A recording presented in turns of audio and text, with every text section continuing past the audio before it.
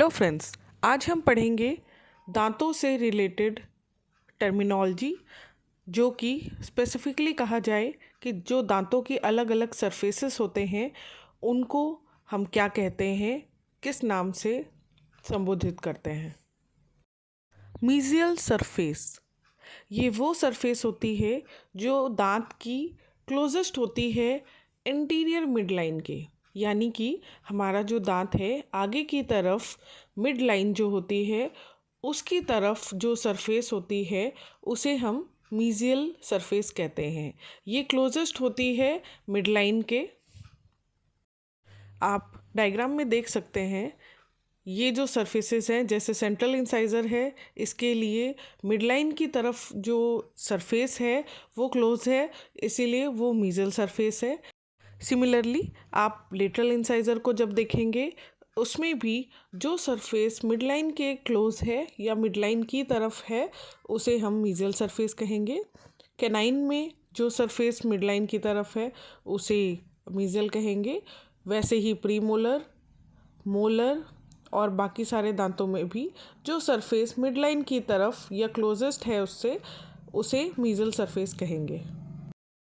Distal surface, जैसे मीजल surface mid line के close थी या मिड लाइन की तरफ वाली सरफेस को कहते थे, वैसे ही जो सरफेस मिड लाइन से दूर है या पीछे की तरफ है या फिर मिड लाइन की तरफ फेस नहीं है उसे हम डिस्टल सरफेस कहते हैं।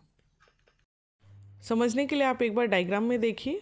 जो सेंट्रल इंसाइज़र है इसमें आप देखिए जो दोनों साइड्स हैं वो मिड लाइन से दूर की तरफ है, मिड लाइन की तरफ नहीं है, और इन्हें डिस्टल सरफेस कहेंगे।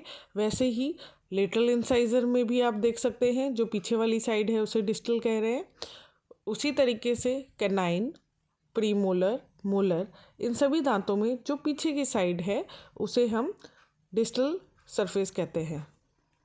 लेबियल सरफेस, दांतों की वो सरफेस जो लिप्स की तरफ, हमारे होठों की तरफ फेस करती है उसे हम लेबियल सरफेस कहते हैं। आप डायग्राम में भी देख सकते हैं आगे के जो दांत हैं उनमें जो लिप्स की तरफ हमारे सरफेस होती है उसे हम लेबियल सरफेस कहते हैं।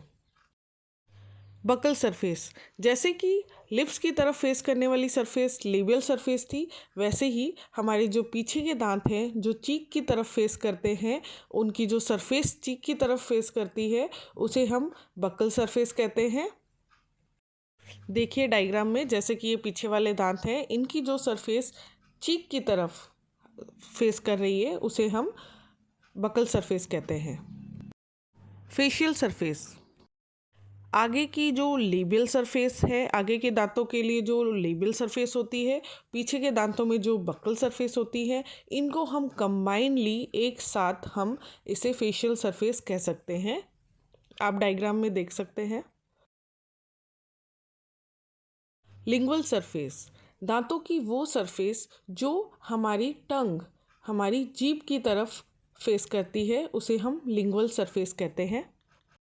आप डायग्राम में देख सकते हैं ये जो अंदर की सरफेस है जो टंग की तरफ हमारी फेस करती है उसे हम लिंगुअल सरफेस कहते हैं।